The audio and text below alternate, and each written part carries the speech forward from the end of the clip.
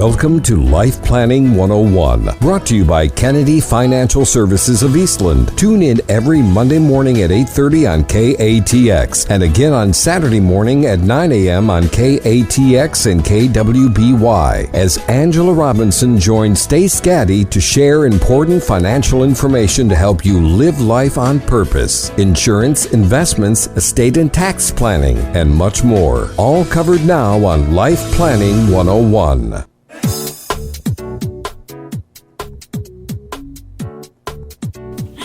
Good morning, everyone. This is not Dr. Stace Gaddy. Blakeney Hodges filling in this morning. A little bit of a nervous Blakeney Hodges. Luckily, we have the best guest ever here on Life Planning 101 right here on KATX and KWBY as well. Mrs. Angela, how are you doing? I am great. Thank you, Blakeney. And it's a pleasure to be speaking with you this morning. Thank you.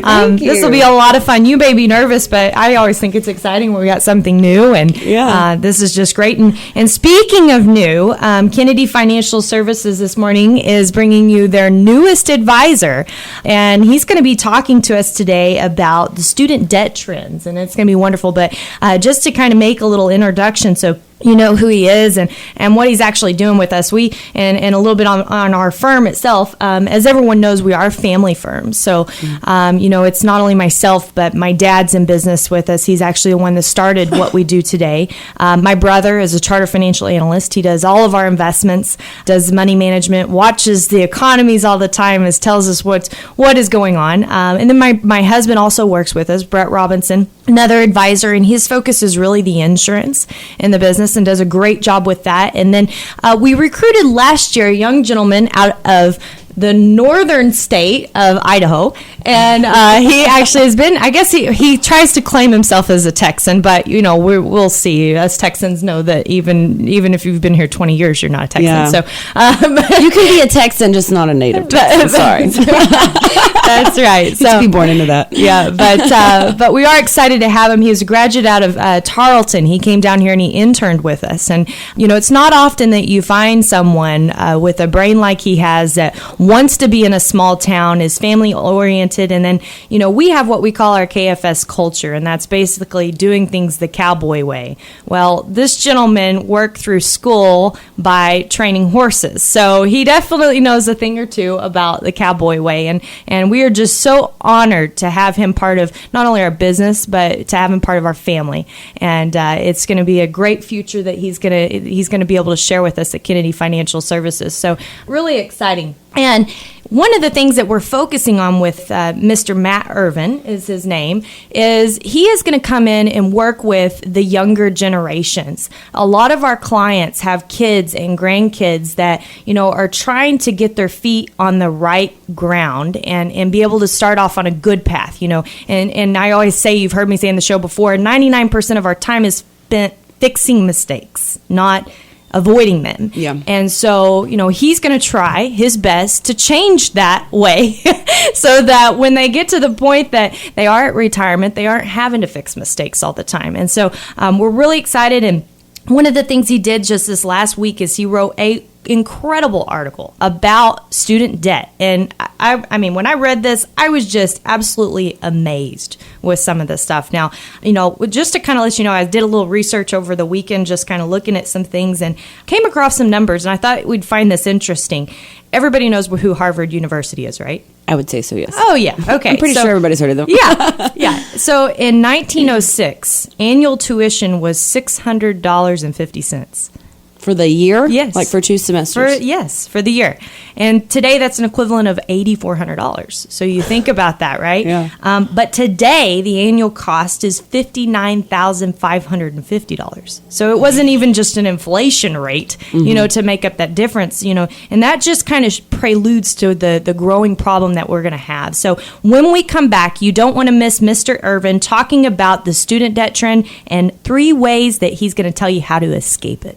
That sounds good. Make sure that you keep it tuned right here to KATX and KWBY. That's 97.7 as well as 98.5. We shall return. Welcome back into Life Planning 101 right here on KATX and KWBY. Blakeney Hodges here, sitting in for Mr. Stace Gaddy, Dr. Stace Gaddy, I should say. Credit where credit's due.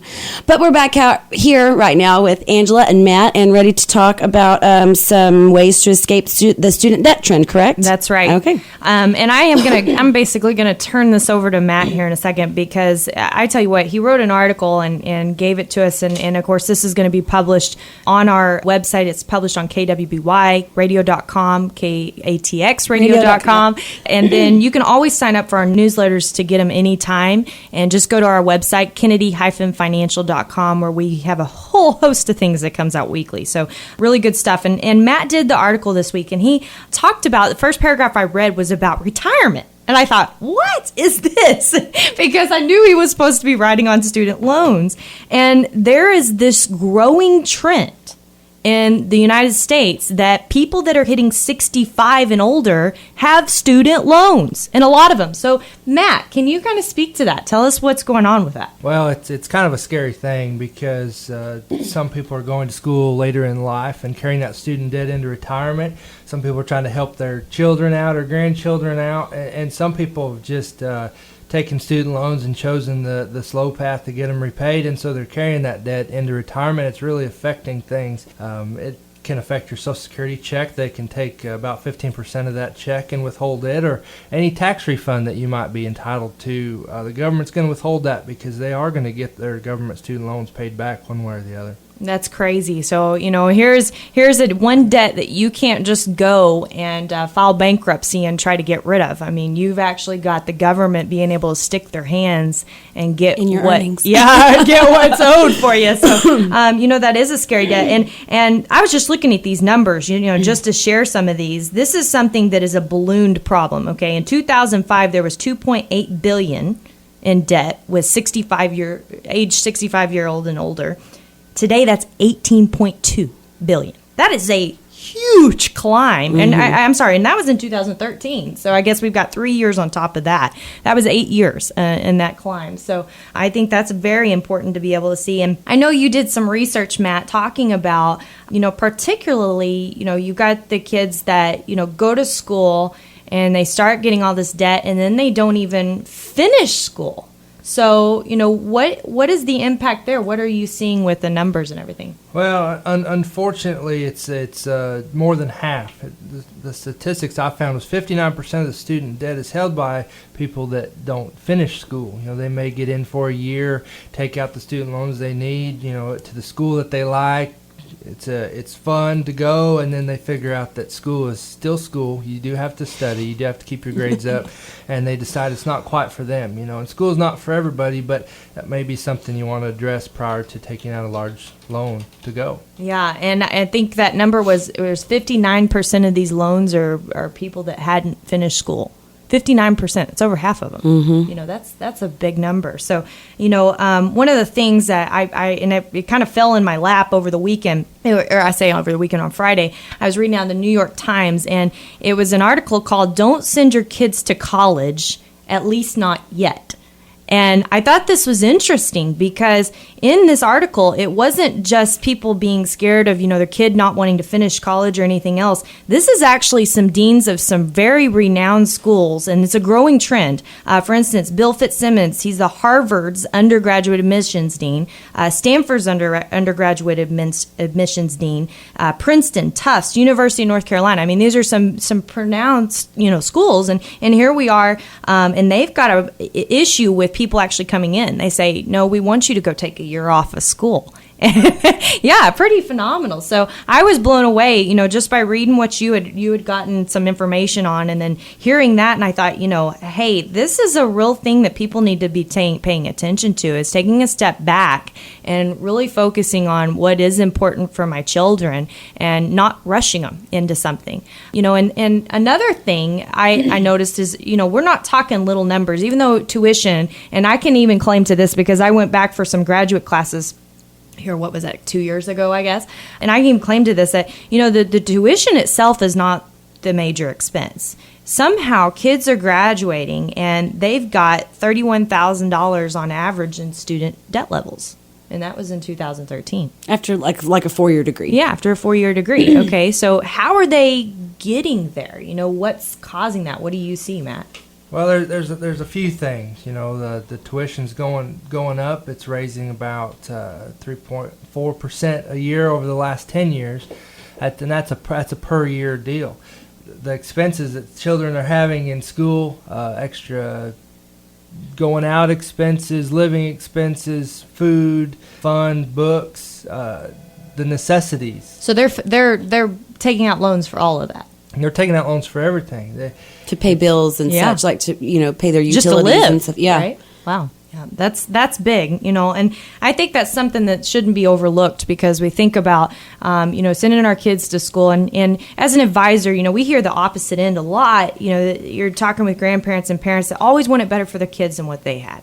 I get that. And so, here you are, and they've got that situation coming up, and they say, well, I want it better for my kids than what I had, so I don't want them to work when they go to school. I don't want them to have to do this when they go to school. To be able to focus all their energy on their studies. That's right. And, and I will say, as an employer, on the other hand, that's not always a good thing, because we actually have looked at a lot of internships, a lot of applications, and one of the things that we look at is work experience. Mm-hmm. And reason we do is because if you're paying someone a lot of money to break them like a horse, right? Mm-hmm. Yeah. It's better to get like a 3-year-old horse and something that's already broke that you can actually go to work on, right? Yeah, and that's exactly what you're dealing with a kid. So when we come back, you don't want to miss, Matt is going to be talking about 3 ways that you can actually escape this trend for your kids or for yourself.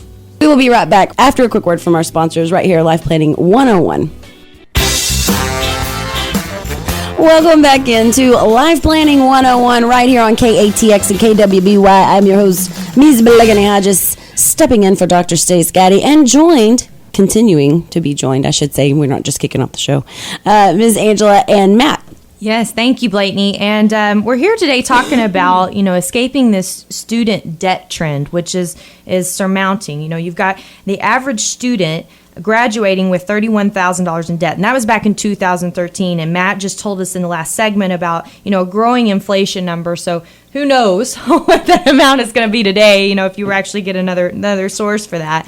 But, I want to go ahead and let you know we are taking a poll, because I think this is good. I'm very curious, because I've always been, I don't know. I've got a love-hate relationship with the education system, I suppose, today. But I want to know your thoughts. We want to know your thoughts. Tweet us at Twitter at KFS Life Planning, and let us know, is the cost of college worth it? What are your thoughts? And we want to know.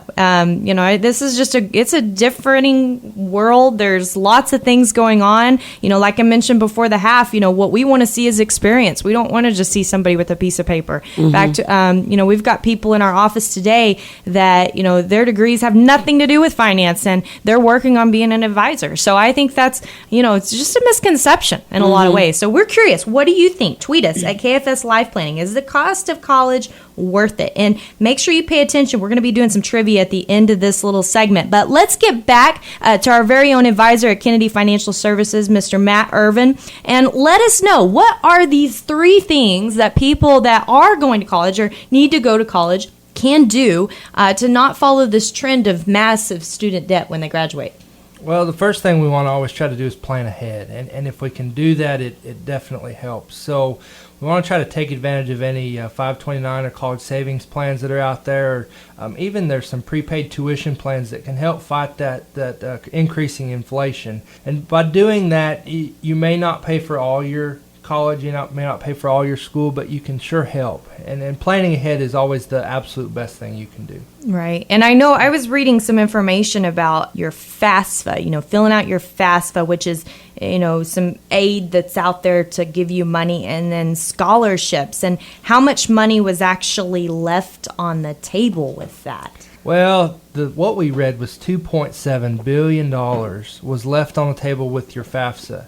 And that was between people that maybe didn't fill it out correctly or didn't fill it out at all. They thought, oh, it won't help me. It won't be in my benefit. Well, $2.7 billion is a lot of money. That is a lot of people. Of money. So. Yeah, that's a lot of money. Yeah, and then you have scholarships. I thought this was amazing. It paid to almost 1.8 million college students in 2011 and 2012. And what was it? What was the number? How much did it give out? 6.2 billion. Is that right? That's right. 6.2 billion in private scholarships was awarded. So that's another thing students can do. I know can be a little monotonous, it seems, but when it means not carrying student debt into retirement, those few hours spent filling out a couple applications may very well be worth it to you. Yeah, my brother's got his daughter entering a college year. She's a sophomore in high school, and I said, and she's very smart, and I said, if I were you, I'd be paying her for each application that she filled out. Yeah. And even if it was a couple thousand out of your pocket to do that, it's probably going to save you tens of thousands to do it. And I will say, the majority of local high schools, even smaller high schools like ours, we don't have a very big school. I think a lot of people would be amazed to hear the number, the amount of money that is given every year at graduation in scholarships. And that was something that I didn't think about it when I was in high school. If my mom didn't do it for me, I was one of those kids that didn't get done. I was awful. But yes, I highly encourage parents, stay on your kids about that. A little $250 scholarship here, a $500 one there. Goes a long way. Goes a long way. That's books for 1 or 2 semesters. That's right. So, let's talk about, that's kind of planning ahead. Well, if you're past that point, if you're in school, what are some of the things that you can do there? There's a few things. Working through school is always advantageous to the student. Paying for those unnecessary expenses. You don't want to take student loans out for every expense that you'll have in college. You're going to have recreation. You're going to have those fun things you want to do. And if you're paying for that with student loan money, it's going to get extremely expensive. So you want to try to work if you can, maybe pay for the expenses and not take student loans out for every single thing. Yeah, and you mentioned some other things which was interesting to me. I didn't know about this health insurance I didn't even know this existed, but your health insurance is part of your tuition? Yep. Some schools offer discounted clinics to students, and if you have a good health insurance in place, you might read line item by line item and see if they're charging you for some health insurance costs, because those might be able to come off and save you up to $1,000 a year in some cases. That's crazy. Yeah. Also, I found a few things that might help you. They charge you for a double room when the dorm costs. That's what they quote you for. If your students maybe a little more sociable and they're say, okay, I want to take on the full college experience and save a little money, you might be able to get a triple room, or even stay in some of the older dorms or the older buildings. They have all these new buildings going up on campus, and they have to have a way to pay for them. So maybe try to live a little cheaper. Yeah, that's some really good stuff. I know I was speaking with an adult about my age, and she has loads of student debt, and she just didn't know. She thought it was almost free money when it was coming to her. She had no idea, so she was just living on it. One day I'm going to have to pay it back. But that's so far down the road. And now, she doesn't make enough annually that her annual income isn't higher than the amount of her student debt. And here she is, a graduate. That's just sad. So if all else fails, though, Matt, what do you do? If you're already past all this point, what do you do? What do you have left? Well, so student debt is what you have left. But there's ways to tackle that, and it's something you don't want to take lightly, because if you do choose to pay the minimum payment, it can stretch out for a lot more years than need to be. So you really want to try to pay all that you can and get that principal paid down, and you'll end up having less of a debt in the long run, because it'll help take that principal down. It'll pay the interest, so there's not interest paying on such a high principal each month, and it can help you. Sometimes student debt is unavoidable, and so when it is, really avoid the minimum payment. Yeah, I think a couple shows ago we talked about mental accounting quite a bit, that we just segment things, and then we think that's what we need to get paid off. And I watch so many people focus on paying off their home, and that's the lowest debt item they have. They get to itemize that deduction and take it off of their taxes, and that's what they want to pay off. And here they're like, with these student loans, you've got a 6.5% interest rate. They're ridiculous. That should be it's higher than your auto loan. You know, that should be your first priority to get that paid off. If you want to pay extra on anything, that's what you need to be paying extra on, you know, and that's what we see all the time. So great show. Thank you so much, Matt. We really appreciate you. And of course, we are just so excited to have you on board with us at Kennedy Financial, and look forward to the future. Look forward to having you again on the show. So let's get to the trivia. If you've been listening good, you can let us know. Life planning at Kennedy-financial.com. We're giving away 2 free movie tickets today. And tell us, what was the average student debt level in 2013? We said it on the show. Was it A, $11,000, B, $24,000, or C, $31,000? The average student debt level in 2013. Life planning at Kennedy-financial.com. And we're giving away those 2 free movie tickets for the first answer that we get. We're also looking for the best question of the week. So if you've got a question for us, we'll address it on the show. We love to do that. The best one, we're giving away a free box of warm, gooey donuts. Always good. Can never go wrong. Yes. So I knew you were going to say it. I was waiting for you it. can't go wrong. You can't go wrong with the questions. But we really appreciate all of our listeners every week. We hope everyone has a great weekend, and God bless you from here at Kennedy Financial Services. Awesome. Okay, and don't forget, I don't think you said, that where you can go online to check out the archives for this episode as well as previous ones, kwbyradio.com, katxradio.com, and Kennedy-financial.com. Right. And y'all are on Facebook. Yes, we are on Facebook. What is it? Facebook? Now, I'm not really versed with this. It's facebook.com/Kennedy Financial. That's right. And follow us on Facebook. We do put some really cool stuff on there, so you don't want to miss it. Thank you for joining us for Life Planning 101, brought to you by Kennedy Financial Services of Eastland. Tune in every Monday morning at 8:30 on KATX, and again on Saturday morning at 9 o'clock on KATX and KWBY for more Life Planning 101. Securities and investment advisory services offered through VSR Financial Services Incorporated, a registered investment advisor and member of FINRA SIPC. Kennedy Financial Services is not owned or controlled by VSR Financial Services Incorporated.